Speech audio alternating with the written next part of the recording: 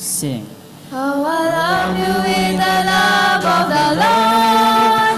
Yes, I love you with the love of the Lord. Mari po tayong magbatian sa bawat isa. I can see in you the glory of my King. Yes, I love you with the love of the Lord. Oh, mahal kita sa Panginoon. Oh, mahal kita sa Panginoon. Nakikita ko sa'yo, kalwalhatian niya. Oh, mahal kita sa Panginoon.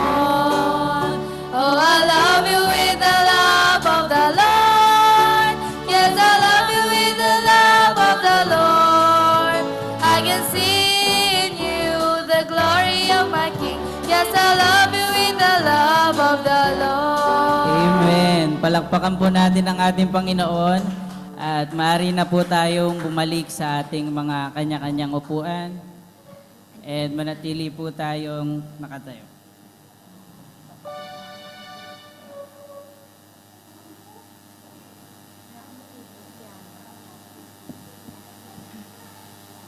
May I request everyone to please stand for the reading of the scripture. This is from 1 Corinthians chapter 11 verses 23 to 29. For I received from the Lord that which I also delivered to you, that the Lord Jesus, on the same night in which he was betrayed, took bread. And when he had given thanks, he broke it and said, "Take, eat. This is my body which is broken for you. Do this in remembrance of me."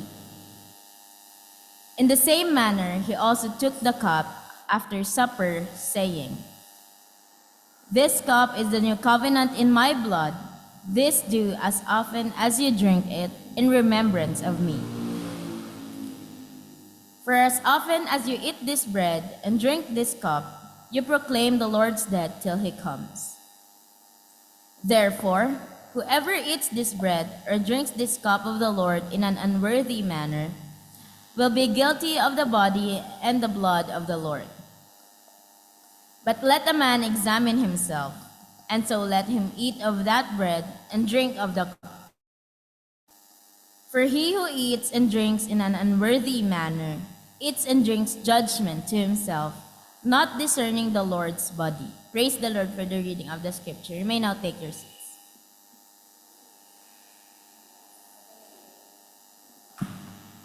Let us pray. Lord God, our Heavenly Father, Lord, we thank you and glorify, Lord. Thank you, Panginoon, sa patuloy na pag-iingat mo po sa bawat isa. Salamat, Lord, sa guidance, Panginoon, na pinagkaloob mo sa amin. Alam namin, Panginoon, na maraming, Panginoon, ng mga bagay na makapagpipigil sa amin. Pero salamat, Panginoon, sa reminder na makarating kami, Panginoon, sa iyong bahay-sambahan upang makinig ng iyong banal na salita. Dalangin namin, Panginoon, sa umaga na ito na nawa, samahan mo po kami, Panginoon. At patuloy po namin, Panginoon, na maibalik ang karapat-dapat na papurit pagsamba sa iyo. Ganun din, Panginoon, sa magtuturo, Panginoon, sa amin ng banal na salita. Ikaw nawa, Panginoon, ang siyang gumamit sa Kanya, Panginoon, at patuloy na mai-deliver, Lord, ang nararapat, Panginoon, na mensahe mo para sa amin. Ito lamang po ang aming samot dalangin sa pangalan ni Kristo Jesus, namin dakilang tagapagligtas.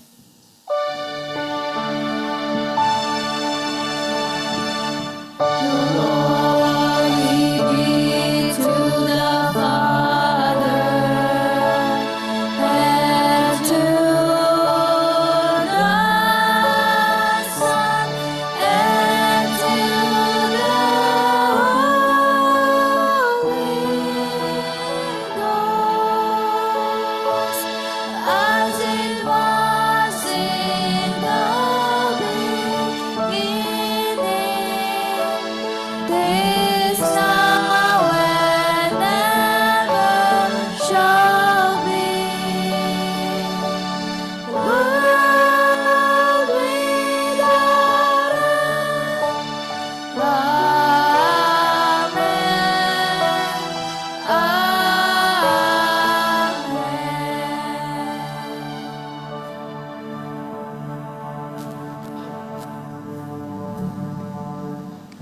And this time, we encourage everyone po na Sumama po sa ating pagkanta at papurihan natin ang Panginoon upang may balik natin ang karapat-dapat na papuri sa Kanya sa umagang ito.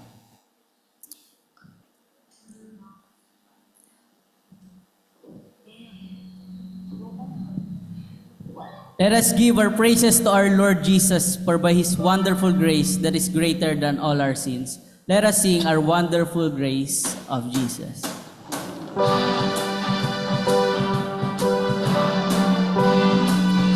Tayo po ay umawit mga kapatid.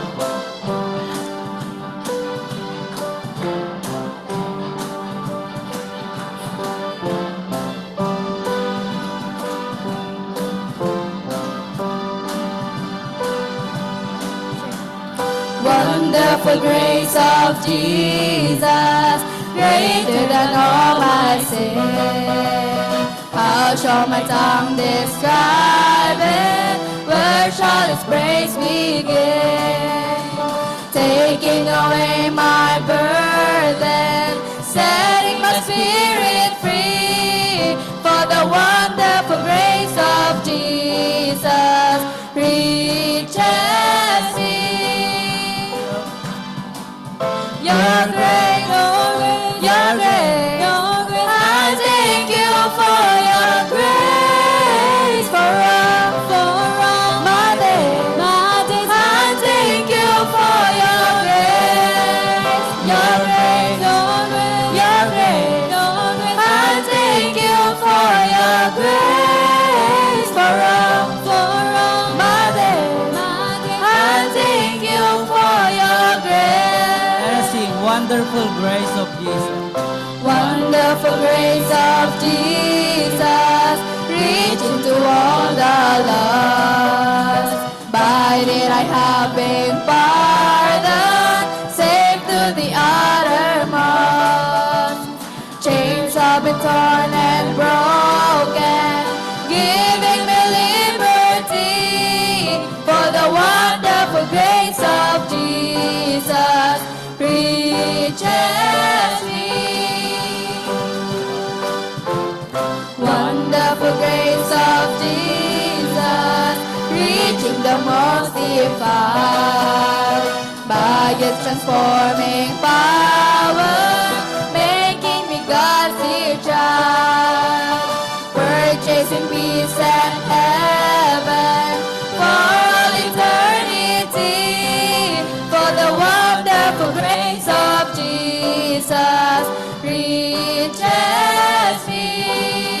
Your grace, Your grace, your grace. your grace, I thank you for your grace, for all my days.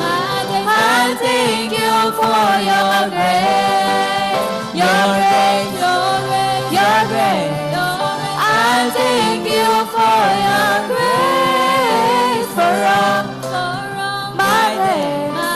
I thank you for your grace, your grace, your grace, your grace. I thank you for your grace, for all my days. I thank you for your grace, your grace, your grace, your grace, your grace. I thank you for your grace, for all my days. I thank you for your grace.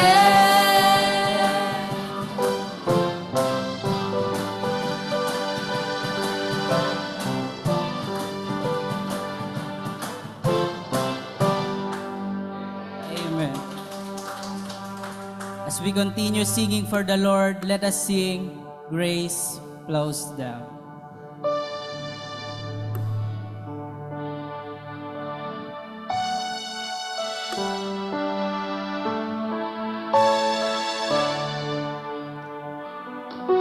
Let us continue singing for the Lord.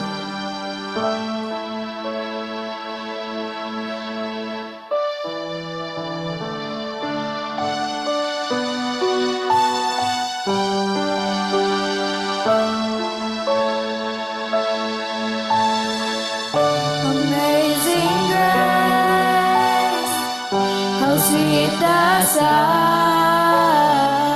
Amazing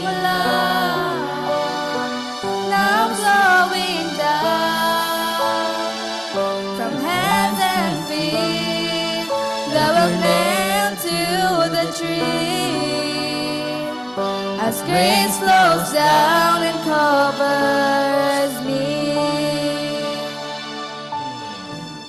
Amazing grace, how sweet the sound, amazing love, now flowing down from hands and feet that will nail to the tree. As grace flows down and covers me. Let us sing, it covers me. It covers me.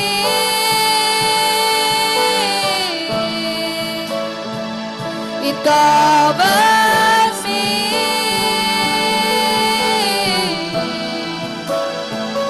It covers me.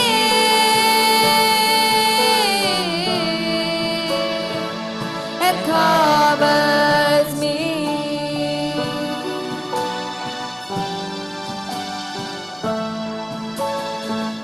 Amazing grace, how sweet the sound, amazing love, now flowing down from hands and feet that will nail to the tree.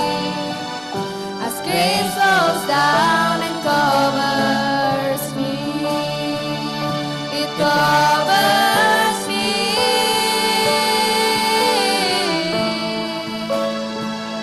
It covers me.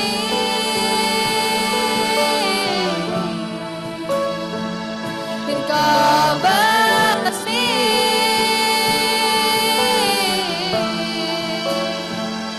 It covers me.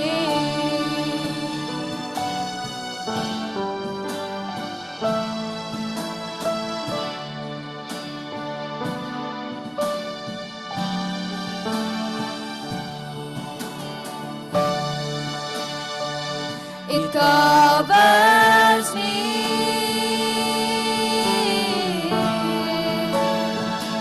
It covers me.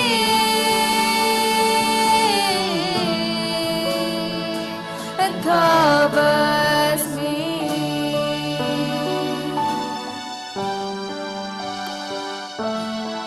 Panginoon na aming Diyos, Panginoon, pinupuri at pinapasalamatan ka namin, Lord, for this wonderful message, Lord, ng iyong kanta, Panginoon.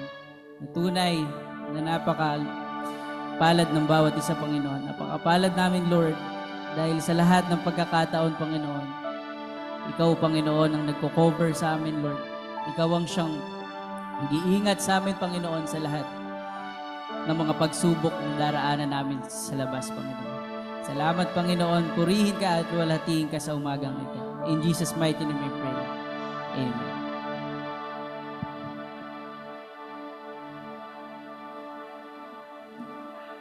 Maaari na po tayong maupo.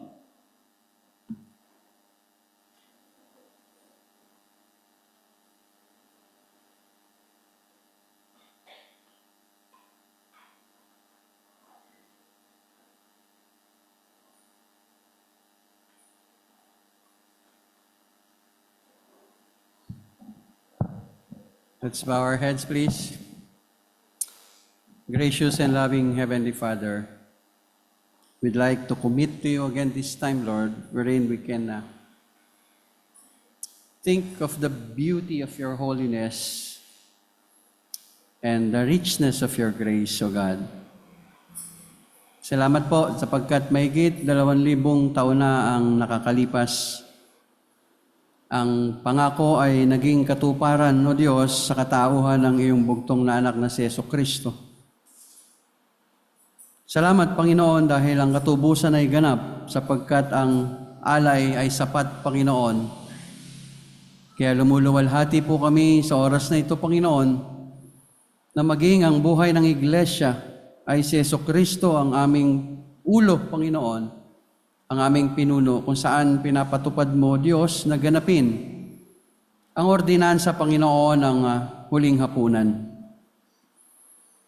O Diyos, sa bawat gunita ng iyong sakripisyo, ay makikita namin, Lord, ang karumihan ng aming kasalanan. Sa bawat hagupit, Panginoon, at sa bawat pait na iyong dinanas, muli mo pong sasariwain sa amin, Lord, ang pagmamahal na walang katumbas. Kami ang nagkasala, ikaw ang nagsakripisyo, o aming Panginoong Yesus. Kaya hayaan niyo, O Diyos, na ang araw na ito sa aming pagganap ng uling hapunan ay muling may paalala sa amin, O Diyos, na hindi biro ang aming katubusan. Dakila ang iyong pagmamahal at mayaman ang iyong biyaya. Panginoon, marapatin niyo po kami muli sa pagtanggap ng tinapay na sisimbolo ng iyong katawan. Ang iyong katawan na inihandog sa lahat ng hirap, Panginoon. Dinanas, Panginoon, ang pait ng impyerno upang hindi na kami makarating doon, Panginoon. Salamat sapagkat lahat ng kahihiyan na dulot ng aming kasalanan ay iyong pinasan. Kaya ngayon, Panginoon, kami ay kumpiyansang haharap, Lord, na kami ay hindi naalipin ng kasalanan bagkus kami ay lalakad na alipin ng iyong katuwiran. Salamat din sa saro na aming pagsasaluhan, O Diyos, na sisimbolo ng iyong dugo. Ang iyong dugong tumigis upang magkaroon ng paglilinis ng aming karumihan, bunga ng aming mga kasalanan. Salamat po, O Diyos. Napakayaman ang halaga ng aming kaligtasan, O Diyos, sapagkat kinuha nito ang iyong sariling buhay. Kinuha nito, Panginoon, maging ang kaluwalhatian mo sa iyong trono sa kataas-taasan. Kinuha mo, Panginoon, ang kagaya ng sa tao upang ikaw ay makaranas ng kamatayan sapagkat ang kabayaran ng kasalanan ay kamatayan. Salamat na sa iyong kamatayan, Panginoon, ay hindi ka naging alipin ng kadiliman, Panginoon, o ng impyerno. Muli kang nabuhay, O Diyos, upang patunayan sa amin na ikaw nga ay tunay na Panginoon, na nagbigay ng iyong sarili upang kami ay maging ganap mong anak na inampon, Panginoon. Salamat sa iyong dugo, O Diyos, na sisimbolo ng iyong buhay na aming tatanggapin ngayon, O Diyos. Pinupuri ka namin, pinapasalamatan, nawa ang aking panalangin, O Diyos, at sa aming lahat na narito ngayon, makita namin, Panginoon, ang kahalagahan ng iyong magandang plano sa buhay namin. Bakit mo sinakripisyo ang lahat alang-alang sa aming kaligtasan? O Diyos, muli ang aming panalangin, bigyan niyo po kami ng mapagpakumbabang espiritu sa pagtanggap ng mga elementong ito. At maluwalhati ka namin bilang kataas-taasan, Panginoon, na Diyos ng katapatan, kahabagan, pagmamahal, at ng paghuhusga. Sa iyo ang luwalhati, O Diyos, sapagkat ikaw lamang ang kataas-taasan. Kaya kami nananalangin na nagpapasalamat sa makapangyarihang pangalan ni Jesucristo na aming Panginoon. Amen and amen. At tawagin ko si Brother Ira to distribute the elements at habang ito'y pinamamahagi, ako'y mananawagan sa mga narito ngayon na hindi pa ganap ang pananampalataya kay Jesucristo. Hindi ka pa nakakaranas ng kaligtasan mula sa biyaya ng Diyos at hindi ka pa rin sumusuko sa tubig ng bautismo, mangyaring mag-observe lang po muna sapagkat ang Biblia ay merong babala sa gaganap nito ng mali. Maaring ikaw ay makatanggap ng pagpaparusa mula sa Panginoon. At sa mga bautismado naman at ikaw ay niligtas na mula sa sa biyaya ng Diyos, pinadaan sa pananampalataya. Kung ikaw man ay taga-ibang iglesia, ikaw ay aking inimbita na makisalo sa hapag, sapagkat ang iglesyang ito ay nagpapractice ng open communion and not closed communion. And let us sing Amazing Grace at luwalhatiin natin ang Panginoon sa oras na ito sa pag-alaala ng kadakilaan ng ating kaligtasan. From the bottom of our heart, let us sing this song, remembering the wonderful deeds of Jesus on the cross. Amazing grace. Sing, Amazing grace, how sweet the sound.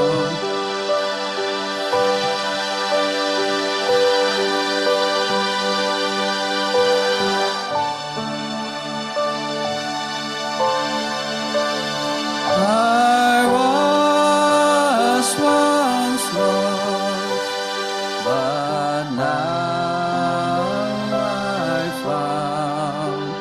Once blind, but now I see.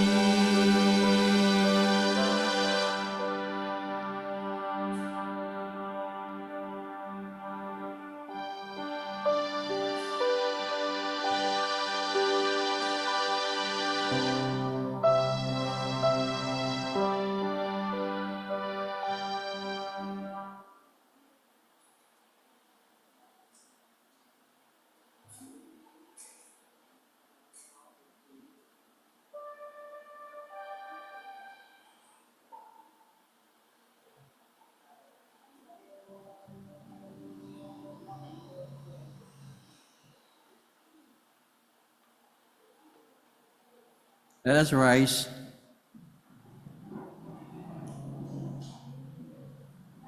For I have received from the Lord that which also I delivered to you, that the Lord Jesus, on the same night in which he was betrayed, took bread. And when he had given thanks, he broke it and said, "Take, eat. This is my body which is broken for you. Do this in remembrance of me."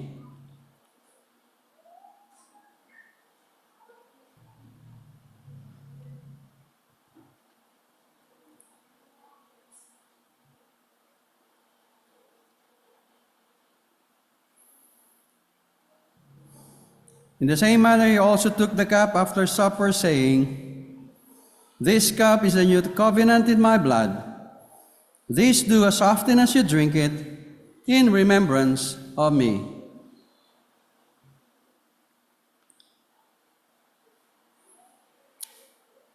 For as often as you eat this bread and drink this cup, you proclaim the Lord's death till he comes. Heavenly Father, Panginoon naming kabanal-banalan, sa iyo lamang ang luwalhati sa kataas-taasan. Pinupuri namin ang perpekto mong plano sa kaligtasan ng iyong mga anak. Salamat sa paghandog sa iyong bugtong na anak, na siyang gumanap, Panginoon, ng tunay na katubusan. At maging salamat, Lord, sa ministeryo ng Banal na Espiritu Santo, na nag-iingat ng kaligtasang ito upang kami ay maging masaya sa mga benepisyo hanggang sa kami ay magkita, hanggang tayo ay magkita ng mukhaan sa iyong palasyo, Panginoon. Maraming salamat po sa iyong ginanap sa buhay namin. Nawa ang maging hamon nito, Lord, ay hindi namin ito makalimutan na magtutulak sa amin upang mahalin ka namin magpakailanman. Salamat po, Panginoon. Nananalangin kami sa pangalan ni Kristo Jesus. Amen and amen. Please sit down at habang pinapasa natin ang ating mga cups, we will going to read our scripture passage before the message of the Lord.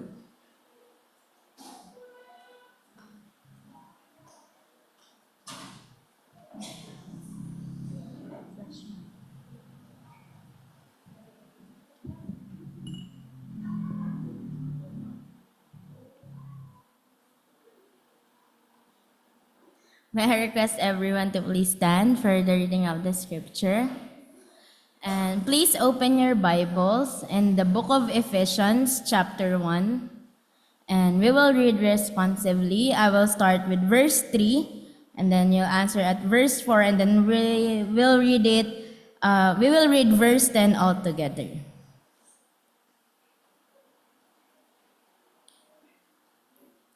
Ephesians chapter 1, 10.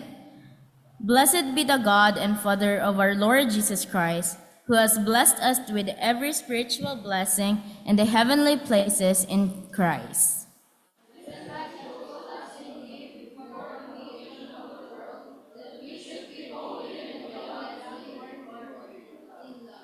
Having predestined us to adoption as sons by Jesus Christ himself, according to the good pleasure of his will.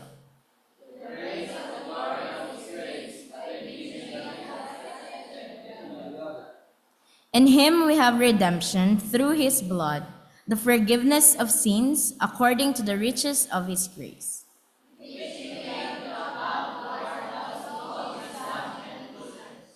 Having made known to us the mystery of his will, according to his good pleasure, which he purposed in himself. Altogether now, that in the dispensation of the full of the times he might gather together in all one things in Christ, both which are in heaven and which are on earth, in him. Praise the Lord for the reading of the scripture. You may now take your seats.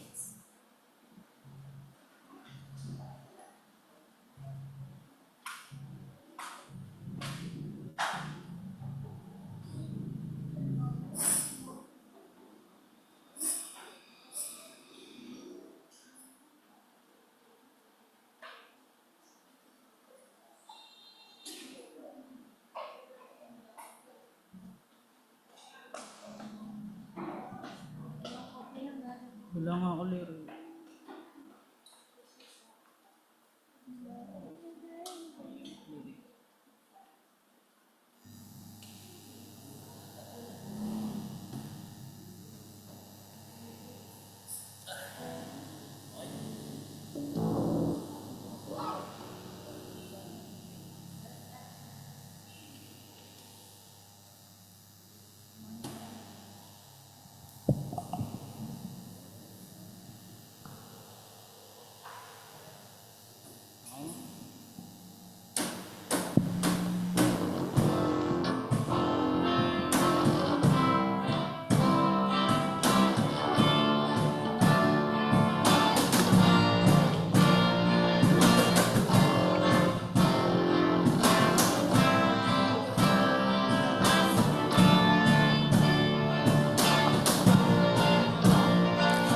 Is able, he will never fail.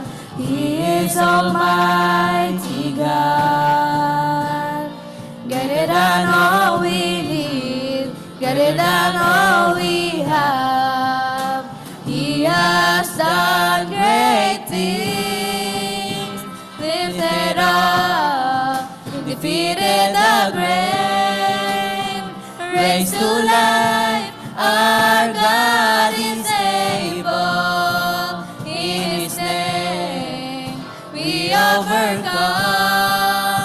For the Lord our God is able.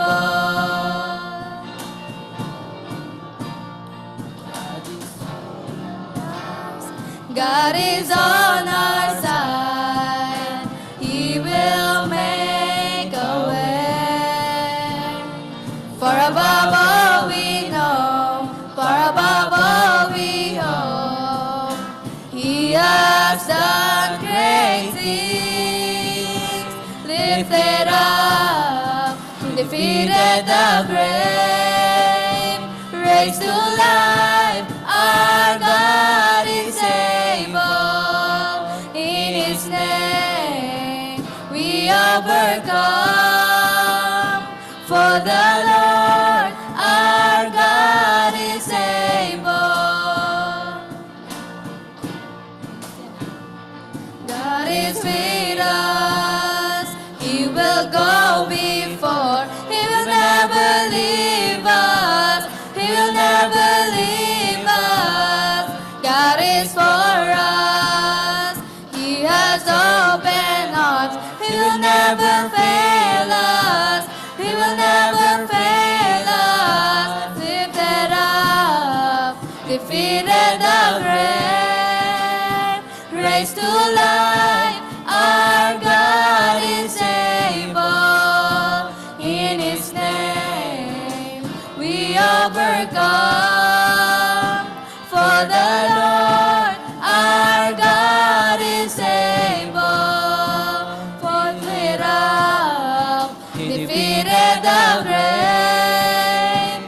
raised to life. Our God is able. In His name we overcome. For the Lord our God is able. For the Lord our God is able. For the Lord our God is able. To God be God the be all. glory.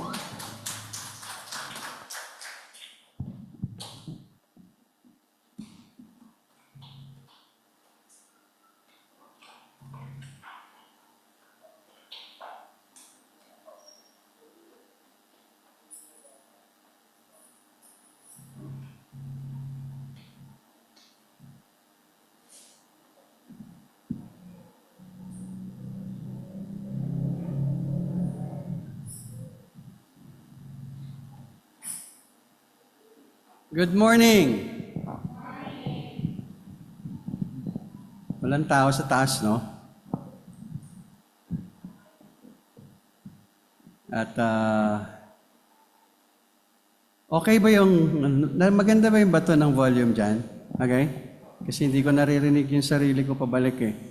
Okay lang? Hindi naman malakas yung aking salita. Tama lang. Sige, salamat sa Panginoon. At ako'y nagpapasalamat sapagkat ang araw na ito ay pinakabanal ng Panginoon upang ang kanyang mga anak ay lumuwalhati sa Kanya. So sa pagkakataong ito, in the series of lesson na nasa ating first quarter plan na sa akin po napunta yung pangalawa, entitled The Riches of God's Grace. And then we are going to study Ephesians chapter 1, verse 7 down to verse 8. That says, In Him we have redemption through His blood, the forgiveness of sins according to the riches of His grace, which He made to abound toward us all in wisdom and prudence. Now, alam natin na napakahalaga ng biyaya ng Panginoon. Amen? And without it, we will all consumed. We are all consumed by the challenges of this world. We will all be consumed sa terror ng buhay, no? And we will be forever na napapaloob sa takot sa kamatayan. Maging sa takot sa pagharap sa kasalukuyan. Kaya ang biyaya ng Panginoon ay tinatawag nating pinakamakapangyarihan at pinakamayamang regalo ng Diyos sa atin. Tayo po'y tumayo at tayo manalangin, hingi tayo ng tulong sa Banal na Espiritu Santo sa pag-aaral ng Kanyang banal na salita. O Diyos, muli kang maluwalhati sa oras na ito sapagkat Panginoon, sa pag-aaral ng iyong salita kung saan mangungusap ka sa buhay ng iyong mga anak o Diyos, maging sa buhay ng iyong lingkod. Nananalangin po kami, Lord, na punuin niyo po ng mapagpakumbabang Espiritu ang bulwagang ito, kung saan ang iyong presensya lamang ang sinasamba, Panginoon, at bigyan niyo po kami ng karunungan upang aming sapat na maintindihan ang mensahe na iiwan sa amin, O Diyos, higit sa lahat, Panginoon. Hayaan niyo ang aming puso ay malayang sumamba sa iyo, Lord, sa pakikinig ng iyong salita. Maraming salamat po. Tulungan mo po, Lord, as I deliver your message this morning. In Jesus' name we pray. Amen and amen. Please sit down. Thank you dun sa nagbigay ng special number. Yes, indeed. God is able. In fact, He is more than able. And grace, that's our topic for this quarter. I should say that is one of the most, this is the most important gifts that God bestows upon His elect. This is remarkable. This is profound. It is by nature unearned, undeserved, and unparalleled. Hindi po ito mapapantayan. Kaya ngayong umaga, tayo po ay tutungo sa malalim na pag-aaral ng lalim ng biyaya ng Diyos na kasi sa context o sa text na ating pag-aaralan. At sa pamamagitan ng talatang ito, mga talatang ito, ay ating tutuklasin ang katotohanan na ang biyaya ng Diyos is not only rich, hindi lamang siya sagad sa kayamanan, but it is also limitless, changing the lives, transforming every aspects of God-given lives. Now we're going to study 3 biblical truths about the riches of God's grace. The riches of God's grace. First, let's look at the foundation of God's grace.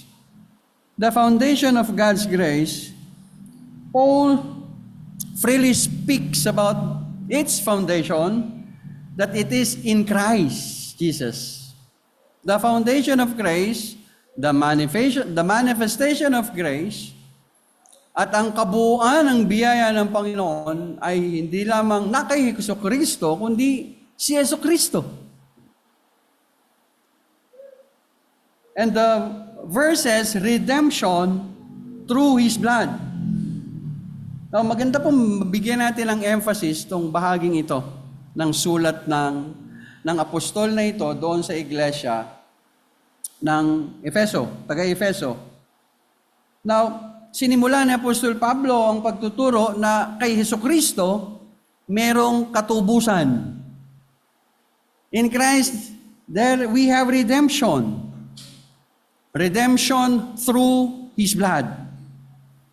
Now, pag pinag-uusapan ng salitang redemption, simple lamang po ang ibig sabihin nito. Ito'y nagpapakahulugan ng pagbibiling muli or pag-bought back, pag-liberate, or pag-set free. Yan, tandaan niyo mabuti. Redemption simply means to be bought back, liberated, or set free. Now, this is the foundation of God's grace. And then explain 2 things. 2 bagay ang pinapaliwanag nito. Nung ito ay ginamit ni Apostol Pablo. Una is the cost, and secondly, the conclusion. The cost and the conclusion, or the outcome or the result. Now, let's move. The cost of redemption. It is clear from the text that the price, listen, kaya tayo naglo-Lord Supper dahil ito yung pundasyon. Ito yung pundasyon maging ng ating kaligtasan na pinapaalala ng Diyos. Bakit? Sapagkat ito ang pinakamahalaga at pinakamayamang yaman na natamo ng isang taong iniligtas ng Panginoon. The price was the blood of the Lord Jesus Christ. Speaking of His life. 1 Peter chapter 1 verse 18 and 19 is clear. It says it wasn't gold. It wasn't silver or any earthly treasures. But the precious blood of the Lamb. Ang ganda ng term na ginamit doon sa blood, ano? To define the blood, it is precious. Okay? Now, ang mga talatang ito ang nagpapaliwanag sa atin that believers were redeemed from a futile way of life. Tinubos tayo sa walang kapararakang buhay, na not with perishable things like silver or gold, but with the precious blood of the Lord Jesus Christ. A perfect and spotless offering, sacrifice from God the Father. At pinapakita po rito ang hindi matatawaran or immeasurable value of our salvation. At ito rin ang pangunahing panawagan para sa mga nananampalataya upang mabuhay tayo at patuloy na lumakad, na humahanga, sumasamba, at tumatanaw ng malalim na utang na loob sa Diyos na nagplano nito at sa Diyos na nagsakripisyo para dito. At ngayon, sa Diyos na nag-iingat dito upang araw-araw at sa bawat minuto, pakinabangan mo ang benepisyo ng perpektong plano.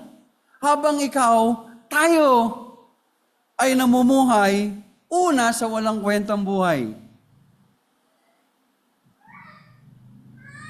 Wow, this plan is immense. This act is immeasurable. It explains the immense value God places on each of us. Kaya nga, minsan nabasa niyo na ba, you come across with this verse na nagsasabing, what shall profit a man if he gain the whole world but loses his own soul? Nabasa niyo na ba yan? I'm sure nabasa niyo na yan.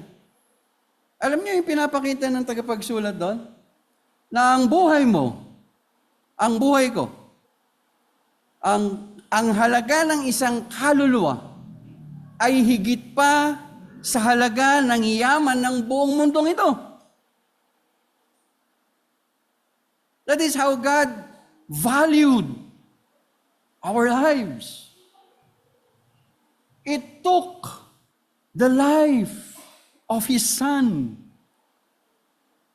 The life, the precious life of His Son, for Him to be able to accomplish this very important mission. Kaya alam niyo yung tinuturo dito ni Paul? Ito yung isang yaman ng pagtuturo na hindi mo dapat kalimutan habang ikay nabubuhay. Kung gaano ka kahalaga sa Panginoon. That is why John 3:16, very famous verse, ano? Sabi, He gave His only begotten Son. You know the reason? And what is the root cause of giving His Son? Because of His deep or immense love for His chosen people. But sometimes we fail to value yung ginawa ng Panginoon na yun. Kaya alam nyo, ako'y nagpapasalamat din sa Panginoon na tapat sa Lord's Supper tong ating pag-aaral na ito, na magdadagdag sa ating pag-aalala ngayon kung gaano kahalaga ang buhay mo sa Panginoon. Now, the conclusion. Let's look at the conclusion this time. After the cause, we're going to look at the conclusion that says, it speak of our freedom from bondage. Ito yung naging outcome. Because Jesus Christ redeemed us through His blood, ito yung naging outcome. Freedom from bondage. Now, why? Because redemption, every time you use the word redemption, it signifies freedom from sin's power and penalty. Yun yung very essence na redemption. Tinubos ka kasi hindi mo kayang tubusin yung sarili mo. Saan mo hindi kayang tubusin ang sarili mo? Sa kabayaran ng sarili mong kasalanan, sapagkat ang kabayaran ay lubos na makapangyarihan. Ang ating kaaway ay hawak ang kapangyarihan ng kamatayan doon sa nasa ilalim ng kamatayan, ng kasalanan. Wala na rin katubusan sapagkat sapat ang alay. Sapat ang ipinadala upang wala ka nang lilingunin anumang kasalanan noon, ngayon, at sa susunod na panahon. We were once slaves to sin.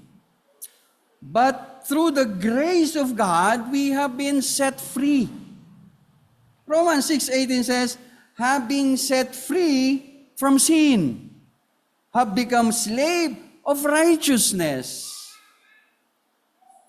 Now, from being slave to sin, we're now slave to righteousness. Kaya, ito po isang dahilan bakit hindi natin binibigyan ng kaparehas na timbang yung free will, the doctrine of free will. Alam niyo kung bakit?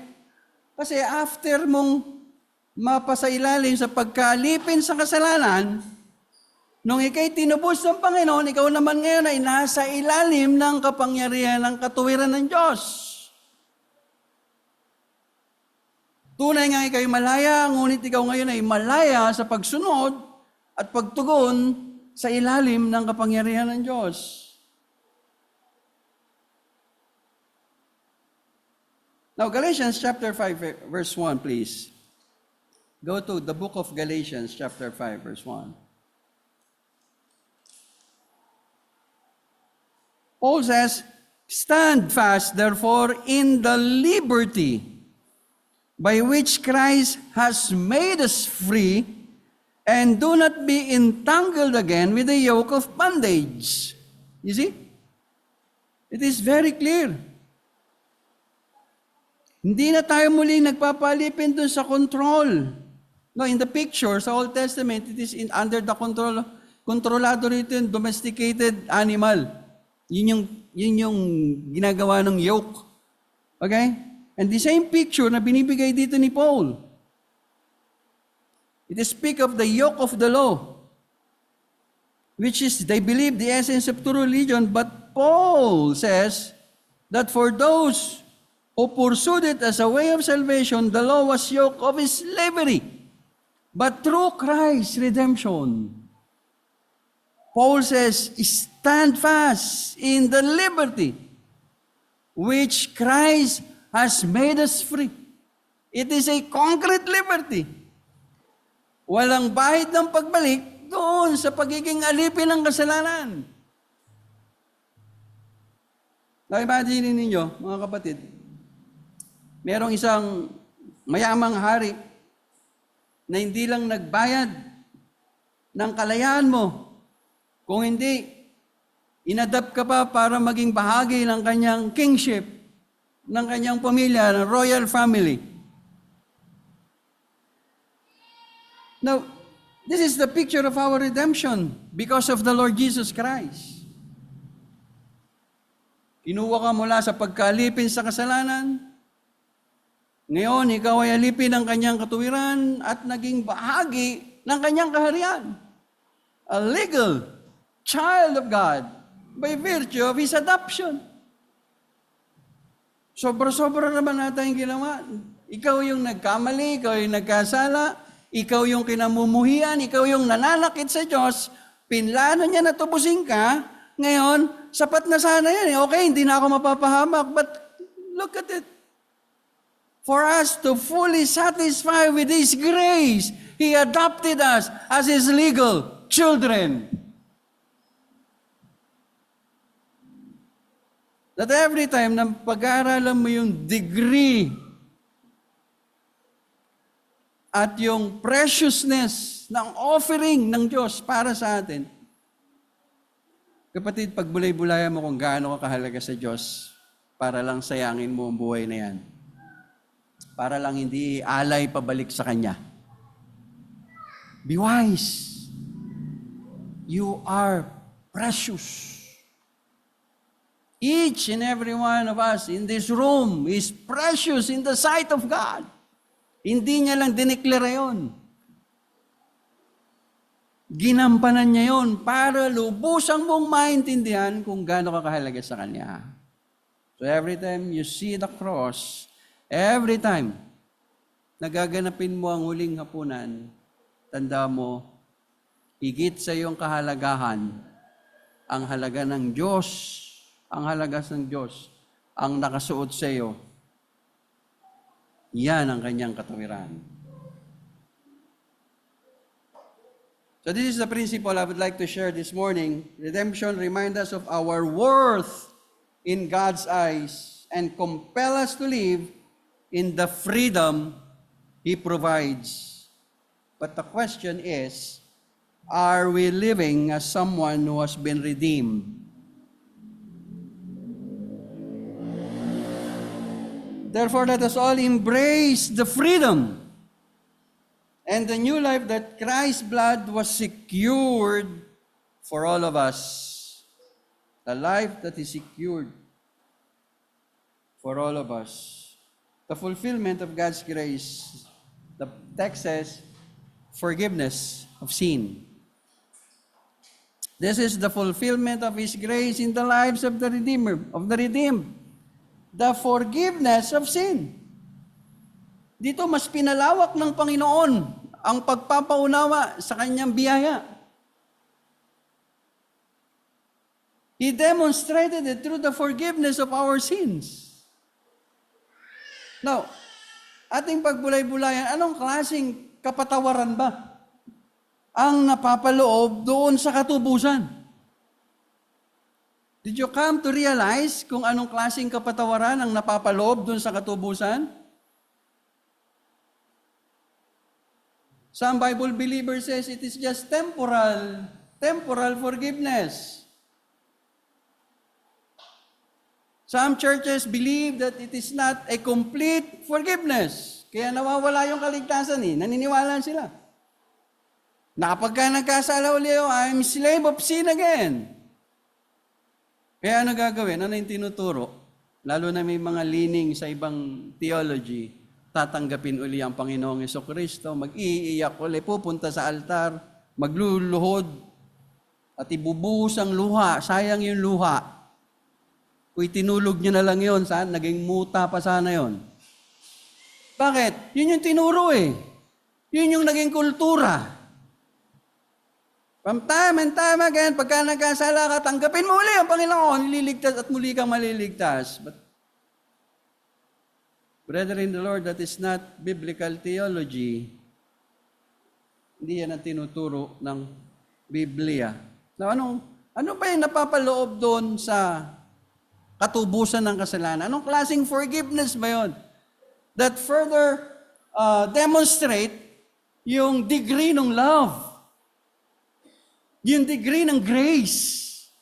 Kaya masarap pag-aralan ng grace Maniwala kayo sa akin. 5 taon kami sa seminary, hindi namin natapos pag-aralan to. Dahil sa tuwing pinag-aaralan namin, parang laging may bago kaming dapat tuklasin. Ngayon, kailangan marami pa kaming aspeto ng biyaya ng Panginoon dapat maintindihan. Bakit? Kinakailangang ituro. For the believers to have a better appreciation of your salvation. You are not a Christian for nothing. You bear not just the image, but the exact representation of God's grace. Ikaw, ngayon. Ang representasyon ng yaman ng biyaya ng Panginoon dahil si Kristo ay sumasa iyo. Now, to further demonstrate yung ibig sabihin ng grace, binigyan niya ng diin yung forgiveness. First, it is a complete forgiveness. Psalm chapter 103, verse 12, please. Let's look at the complete forgiveness. Psalm 103 verse 12 declares, the Bible says, as far as the east is from the west, so far He removed our transgressions from us. Ang ganda ng illustration, As far as the east is from the west. Paano mo susukatin yun, kapatid? Pagka sa globo natin tiningnan yun, Kasi sabi nila, bilog yung mundo, Pagka sa globo, parang di ka matatapos sukatin kasi umiikot yun Pag sa mapa, makikita mo naman yung, sabi ni Paul, yung width, yung depth ng pag-ibig ng Diyos. Mahirap sukatin. Ito yung expression na ginamit dito. When the author used the east and the west. Now go to Isaiah chapter 1 verse 18, please. Isaiah verse 1 verse 18. The book of Isaiah. Are you following? Mabilis ba ako? Mabagal? Okay, very good. Nagugutom na ba kayo? Alam niyo ba bakit tayo magpapatlak? Kasi mahaba yung mensahe. Yun yung unang dahilan. Kaya tayo may potluck fellowship kasi mahaba yung mensahe. Hindi dahil dumating ako. Wala namang yun. Wala namang bearing yung pagdating ko. Ang totoong dahilan yan, mahaba yung mensahe ngayon kasi mahirap pagka matagal ako hindi nakapag-preach. Ngayon lang ako nakapag-preach. Alam niyo ba yan?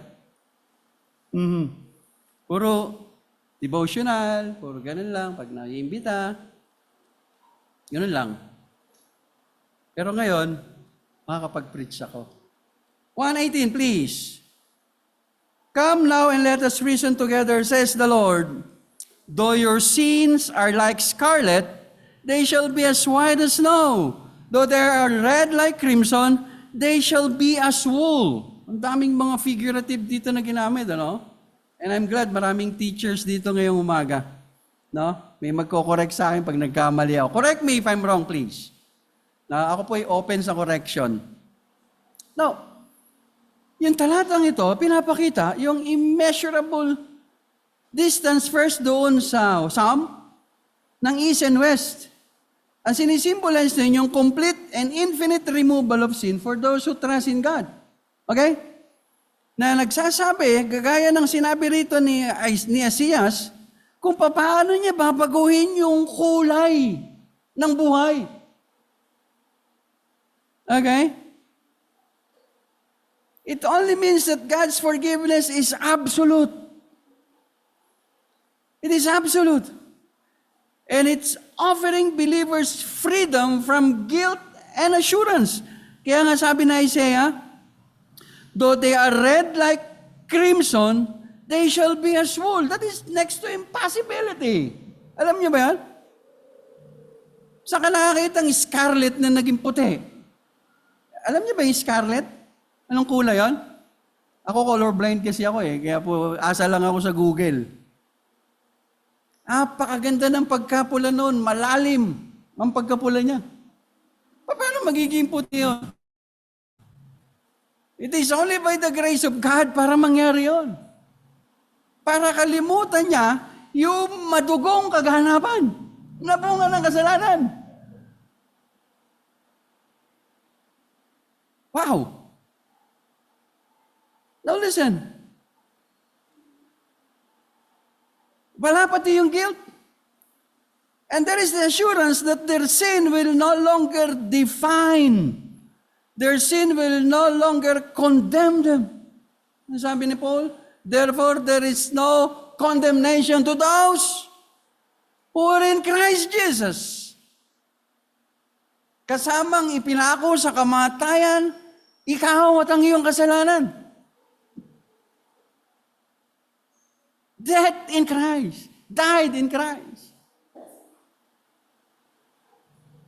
But listen. Listen. Ano naman ito para sa akin? Ano ito para sa iyo? Kapatid, this is now the time that God is calling us to exercise gratitude. God is calling all the recipient of His grace whose sin were forgiven completely, to trust all of your days in His mercy. And to commit your life aligned with His grace. That is the essence of Christianity. Hindi tayo tinawag ng Panginoon na pagkatapos yung maintindihan ng kaligtasan mo, uupo ka lang dyan na walang pakinabang para sa Kanya. How will you express gratitude? Na sa bawat pagsubok ng Kristiyanong buhay at ng Iglesia, nandiyan ka lang.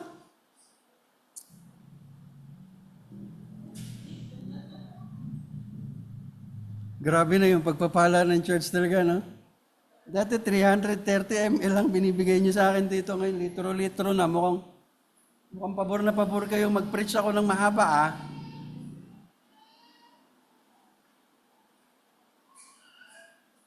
Salamat, kapatid. Palain ka ng Panginoon. Now, it is a commitment. God is calling for your commitment. Pangalawa, it is continuing grace. Ano napapaloob doon sa kapatawaran na yan? It's also yung continuing grace of God. Now, very familiar tong verse na ito sa atin. In fact, yung iba, mahal na mahal tong verse na to eh. Nagbibigay ito ng sense of encouragement. No? 1 John 1:9, kahit di natin yung buksan ng Bible, alam niya yan. 1 John 1:9, please, recite, begin. 1 John 1:9. Ano, ay flash screen, di kayo makarecite, ano? 1 John 1:9.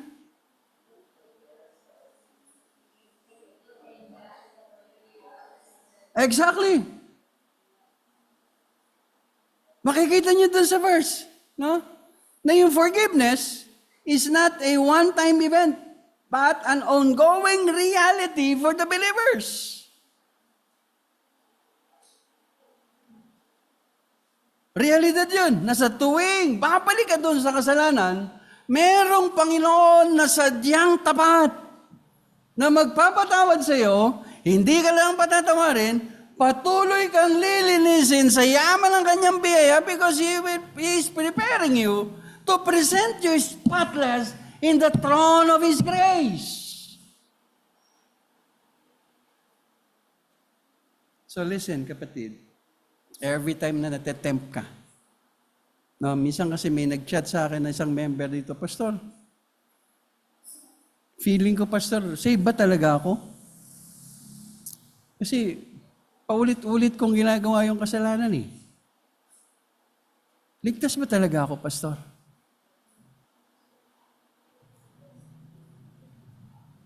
Listen. God's grace continually covers our weaknesses. God's grace will cover even our failures. Hebrews chapter 10, verse 17, please. Hebrews 10:17. I would like to everybody read this in unison. Begin. Then he adds, I will remember their sins and their lawless deeds no more. Ang ganda ng phrase, no? Remember no more. This speaks of the completeness of God's forgiveness under the new covenant. Under the new covenant.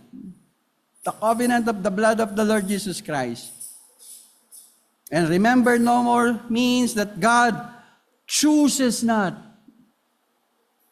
to hold believers' sins against them. Against them. Kaya nga may warning yung Bible sa atin eh. Kaya pinagbabawal ng Panginoon yung pag-exercise ng self-righteousness kasi hindi sa iyan. At pinagbabawal ng Panginoon to judge quickly. Although, merong matuwid na paghusga. But to judge quickly, hindi yun ini-encourage ng Biblia. Now, let me share some implication regarding with this verse. Number 1, full forgiveness. Believers are completely absolved or acquitted. Look at the term. Be familiar with this term. Acquitted of their sin through Christ. Complete. Pangalawa, full relationship with God. Hindi po to relationship na active ngayon, next month. Hindi. Mainit ngayon, malamig bukas. No, hindi po yun ang emphasis nitong pinag-aaralan natin. Now, kasi ang pinakikita po rito is yung shifting from judgment to grace. Kaya ang tawag doon, full relationship. Intact, secure. Kaya pag may nagturo sa iyo na pwedeng wala o posibleng mawala yung kaligtasan, kapatid, reject it. Sabi mo kasi ako'y naniniwala sa kumpletong kaligtasan at kapatawaran na binigay sa akin ng Panginoon. And next letter F is fully motivated for holy living. Knowing their sins are forgiven, encourage believer to live in gratitude and obedience. To reflect God's life-changing work in their lives. Now, imaginein mo, nag-hiking ka, marami dito mahilig umakyat ng bundok. Ano? At meron kang pasampasan na backpack na ubod ng bigat, puno ng dilata. No? Bigat. And that yung load na yon represent your guilt and shame. Now, forgiveness through God's grace removes that burden entirely. Entirely. Leaving us free to walk in His peace. In His peace. Bakit? Restored relationship. Full. Now motivated for holy living. Now, posible ba na makapamuhay ng may kabanalan? Of course! Sapagkat ang kabanalan niya ay ang sinuot sa atin. Now, this is the second principle. Forgiveness restores our relationship with God and free us to live in His peace. Now, thirdly, are you still following? Di ba kayo inaantok? Very good. Third, the fullness of God's grace. Now, what represents the fullness of God's grace in this text? Paul says, the riches of His grace. Now, gaano ba kayaman tong biyayang ito? Now, ina-explain ng talatang ito yung abundance at saka yung sufficiency ng grace. Okay? Kaya sabi ni Paul dyan, it is an abounding grace. Go to our text, please. Go to the book of Ephesians. Ephesians. Napansin ko yung iba parang wala kayong Bible. No? Pwede ba gawin yung adjustment ngayon na tuwing magsisimba kayo may dala kayong Bible? Pwede nyo bang gawin yan alang-alang sa ginawa ng Panginoon sa atin? Kasi wala pa ako nakitang inspired cellphone o inspired laptop. May nabalitaan na ba kayong ginawa na inspired laptop? King James only. Meron bang ganon? Inspired cellphone, flip top, folding. Wala pa po. Kaya dalahin nyo yung inspired Bible. Kahit maliit lang. Kung tinatamad kayo, nahihiya kayo na baka asarin kayo ng mga tropa nyo dyan, may dala kayong Bible. Uy! Reverend! Now, let's go to Ephesians, please, to our text. 1 verse 7. Ganda nito. In Him we have redemption through His blood, the forgiveness of our sin, according to His riches of grace. 8. Which He made to abound. Which He made to abound toward us. Wow! So makita natin, una, okay, yung the riches of His grace, makita natin, He made it. Meaning, sinadya niya. Pinlano niya na ito'y pasaganahin. Sabi ng text. So, hindi lang simpleng biyaya yung ipaparanas, kundi inadya niya, okay, intentionally, He planned it to become an abounding grace. Bakit? Kasi kailangan natin to araw-araw eh. Kasi mabubuhay ka sa biyaya, sa yaman ng biyaya. Dito ka titindig.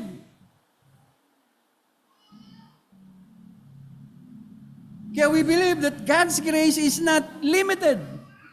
God's grace cannot be measured. It overflows to meet every need. Go to 2 Corinthians. Go. 2 Corinthians chapter 9, please. 2 Corinthians chapter 9. Baby, huwag ka mag-alala, matatapos na si Pastor. 2 Corinthians chapter 9. Andiyan na po kayo? No, basahin natin ng sabay-sabay. 2 Corinthians chapter 9. Saan ba electric fan? Hindi ko mabunot. Bumabalik yung Bible ko. Verse 8. Ready, begin. Do I say this thing?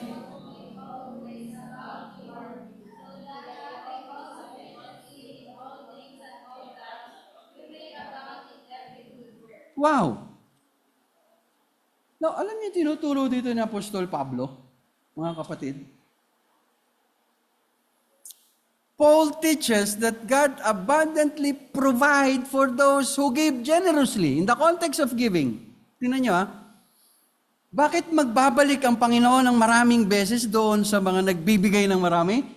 Ha? Because grace will abound. Kasi yun yung nature ng grace eh. Yan yung characteristic ng grace. He made it. Nakita niya in past tense. In past tense. That based in His absolute plan, ganun ang realidad ng biyaya. Abounding. Hindi barya-barya, hindi kung ano lang yung pwede, kundi pinapasagana. Now, this is not only an abounding grace, but also it is an active grace. No, as expressed doon sa sinunod na, abounding in all wisdom and prudence. Abounding in all wisdom and prudence. Wow! Kaya yung grace na yun, hindi yung reckless na grace. Hindi yung random na... Hindi po. Pinag-aralan mabuti. Masusi na pinaghandaan kung paano mo to i-enjoy. Okay? It is purposeful. Kaya yung word na ginamit ni Paul is prudence. It works daily. Kaya aktibo yun eh. Pag tinanggal ng Panginoon yung biyaya niya, kapatid, walang mabubuhay sa atin na matino. Walang mabubuhay sa atin na masaya. It works daily in our lives with the divine wisdom. Marami tayong hindi maunawaan sa araw-araw. Pero alam ng Panginoon how He will supply that grace. Purposeful. How He will supply grace kapag nahandong ka na sa end ng tali ng pangangailangan. He will provide grace kapag nahandong ka na sa end ng iyong karunungan, ng iyong lakas, ng iyong, kung ano meron ka na napakalimitado. At kung minsan, feeling natin, sufficient na tayo for ourselves eh. Ito yung gamot for self-sufficiency. Na maunawaan mo na ang grace ng Panginoon ay kumikilos lang sa'yo. Kaya ka nakakalampas. Huwag mo sabihin matalino ka. May hangganan yan. Okay? Yung matalinong deacon doon sa Montalban, na talagang pag nag-Greek, parang umunguya lang ng mani. Pag nag-Hebrew sa Sunday School, parang kumakain lang ng hopya. Kita nyo, namumulot na ng lata sa karsada ngayon. Kapag hindi ka na naabot ng biyaya ng Panginoon, tanda mo kapatid, wala mangyayari sa iyo eh. Huwag mo sabihin, malakas ang katawan mo. That you can sustain life for 5, for the next 10, for the next 15 years, 20 years. Who can tell what will happen tomorrow? And only God holds tomorrow. Only by His grace. Bakit ka makakarating sa patutunguhan mo? Yung sinasabi ng Panginoon, ay, kasi lumalakad ka na ngayon sa bagong buhay na binigay niya, na nasa ilalim ng gobyerno ng kanyang biyaya. This is the dispensation of His grace. Abounding grace. An active grace. It works daily. With His wisdom, shaping us in the image like of His Son, the Lord Jesus Christ. Kaya kahit na anong mga pagkakamali natin, kapatid, tanda mo, ini-encourage pa rin tayo, we are still work in progress. May sanctification, dire-diretso ang process. Kaya lalakas ng loob ng mga Baptist dahil doktrinado Pero totoo yun. At yun ay tumatakbo sa ilalim ng biyaya ng Panginoon. Do you know the story of Paul? How the grace of God, he was transformed into a new man? Kaaway ng Diyos, kaaway ng mga nananampalataya sa Diyos. No? Self-sufficient, matalino, abogado, religious leader. Nasa kanya na lahat ng katangian para lipustahin ang mga Kristiyano. But when the right time comes, sabi ng Bible, God will make it happen.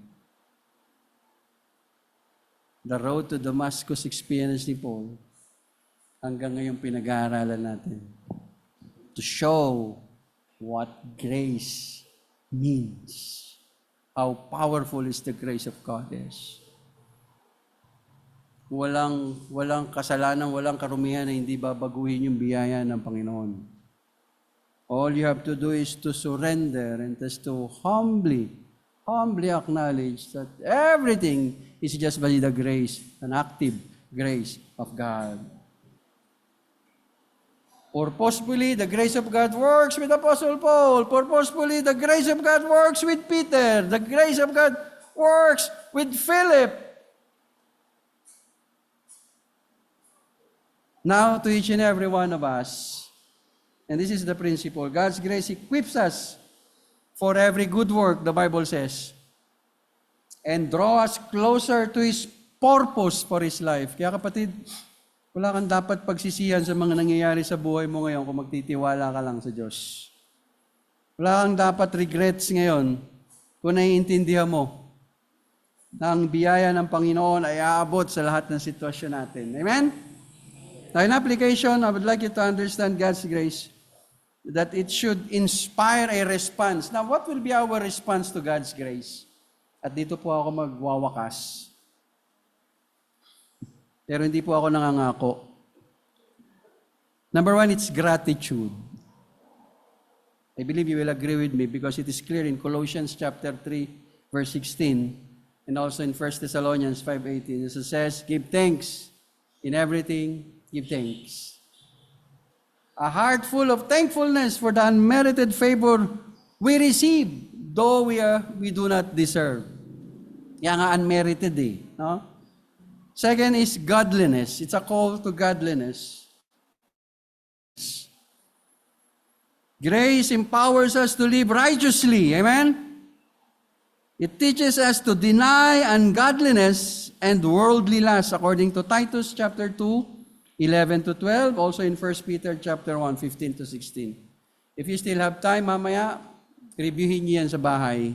Huwag ka nawa patulugin ng Panginoon hanggat di mo yan nire-review. Third is generosity. And as recipients of abundant grace, we are called, remember this, we are called to extend His grace to others. Forgive as you have been forgiven, the Bible says, amen? Give generously and cheerfully for the missions of the church. Now, in conclusion, I would like to share what was Thomas Goodwin once wrote that says, the riches, nababasa niyo ba dyan? The riches of His grace are not only infinite, but infinitely free. Wow. His mercy is an overflowing treasure, poured forth without measure, without merit and without end, lavish upon the unworthy, that His glory might be magnified in their redemption. Kaya yun po yung hamon sa atin ngayong umaga. Lumalaki ba yung pangalan ng Panginoon? Yung katubusan na ginawa niya at nakikita ba yung yaman ng biyaya niya kung paano natin ine-exercise yung bagong buhay na ito? And the riches of God's grace are truly limitless through the redemption, forgiveness, and the abounding nature of His grace. We experience God's love and wisdom at work in our lives. Hindi na po ito bago. Naipadama na ng Panginoon, naituro na. Ngayon, patuloy pa nating pinapakinabangan. So let us live as recipients of such grace, continually transformed by its power, sharing it with the world, Kaya nga yung church na to, muli magbabalik in emphasis of discipleship. Why? Kasi wala na yung gratitude eh. Hindi na tayo namumuhay gaya ng plano ng Diyos. Wala tayong response sa grace. I hope you will agree with me. Amen?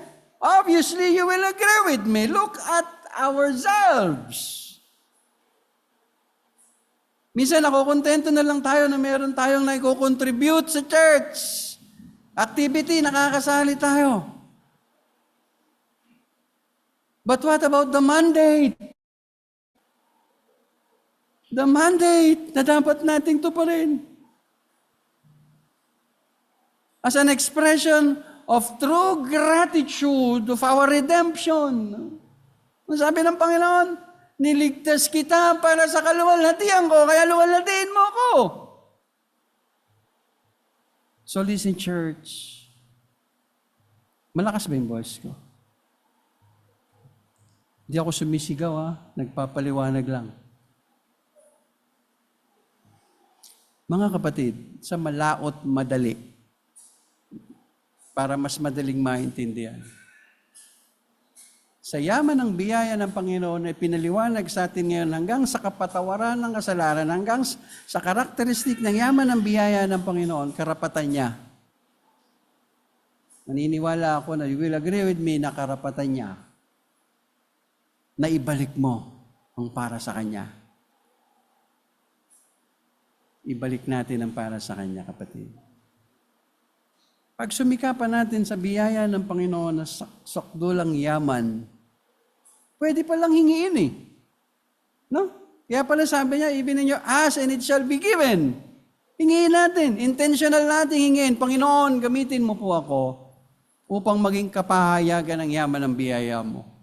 Panginoon, gamitin mo po ako upang makita ang kapangyarihan ng katubusan mo.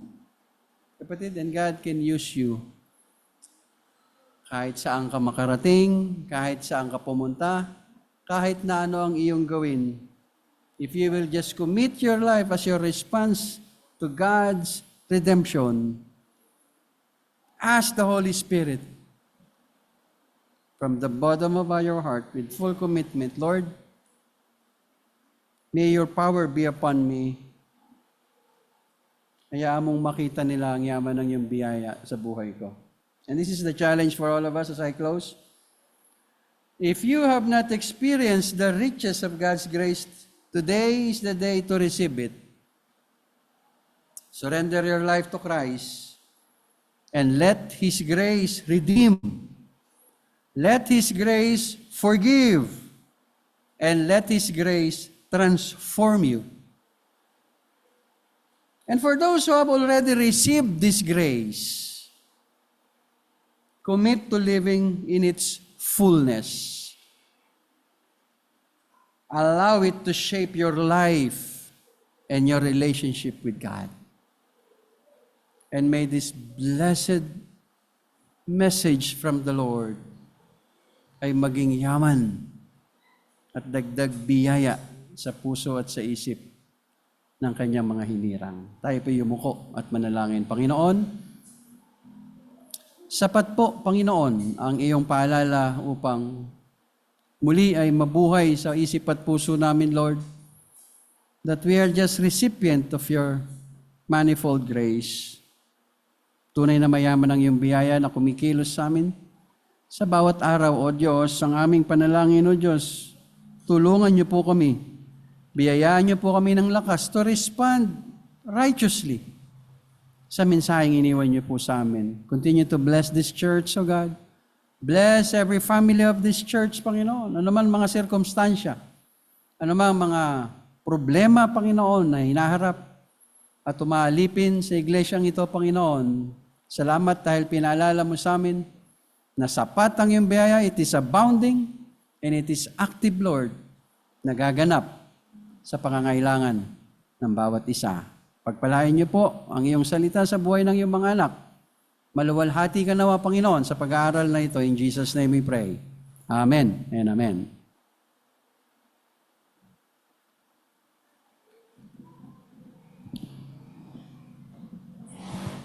Please stand and sing our response song. Hello. Sing. Praise God from whom all blessings flow. Praise Him, all creatures here below. Praise Him above the heavenly hosts. Praise Father, Son, and Holy Ghost. Amen.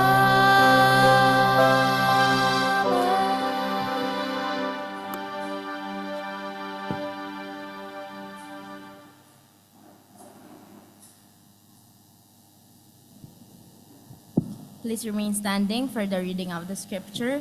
This is from 2 Corinthians chapter 9, verses 6 to 8. But this I say, he who sows sparingly will also reap sparingly, and he who sows bountifully will also reap bountifully. So let each one give as he purposeth in his heart, not grudgingly or of necessity, for God loves a cheerful giver. And God is able to make all grace abound toward you, that you, always having all sufficiency in all things, may have an abundance for every good work. Praise the Lord for the reading of the scripture. You may now take your seats.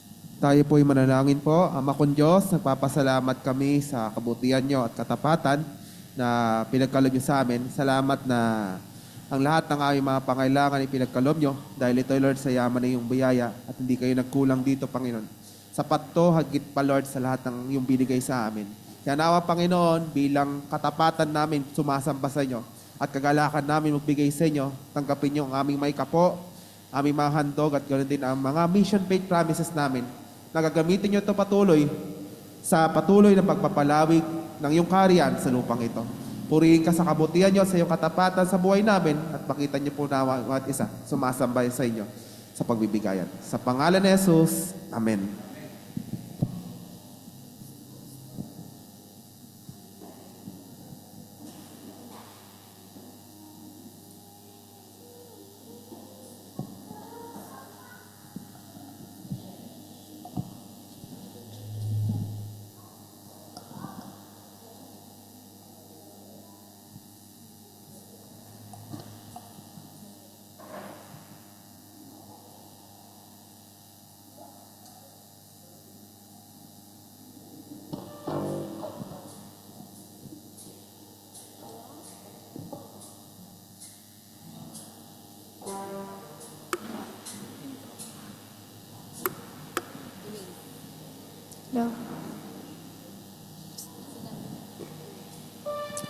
As we sing our closing song, let us remember the unending love of our Lord and through riches of Him grace, our sins have been forgiven. Let us sing, My Chains Are Gone.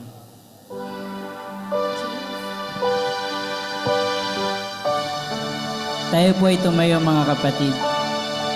Tayo po ay sumama sa pag-awit sa ating Panginoon.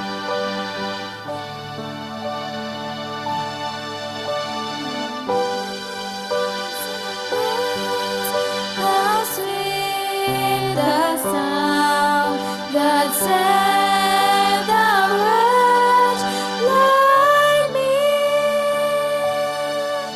I once was lost, but now I'm found. Was blind, but now I see. 'Twas grace that taught my heart to feel.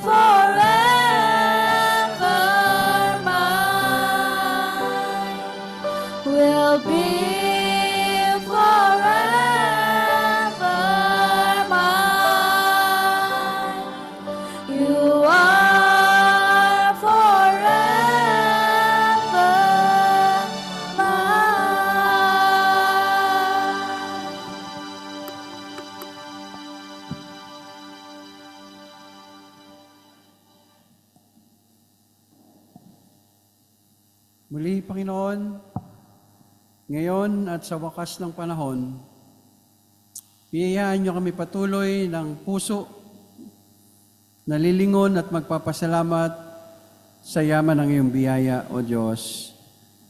Kaya sa pagtatapos ng aming gawain, Panginoon, hayaan niyong umuwi kami na dala ang kapayapaan, dala ang yaman, Panginoon, mula sa Espiritu Santo na magpapaalala sa amin na kami ay mahalaga sa iyo. Mahalaga ang buhay na ito sapagkat tinubos kami ng pinakamahalagang buhay ng aming tagapagligtas. Ganun pa man, Panginoon, hayaan mo na maging patuloy na paalala sa amin na ingatan, Panginoon, ang aming kaligtasan at mamuhay kami ayon sa plano mo. Maraming salamat po sa lahat ng ginampanan mo sa oras na ito, Panginoon. At ibinabalik namin sa iyo ang luwalhati at pasasalamat. At ang pag-ibig ng Diyos at ang mayamang biyaya ni Jesucristo at ang patuloy na pakikisa ng banal na Espiritu Santo ay sumayin niyo palagi ngayon, bukas at magpakailanman. Amen and amen.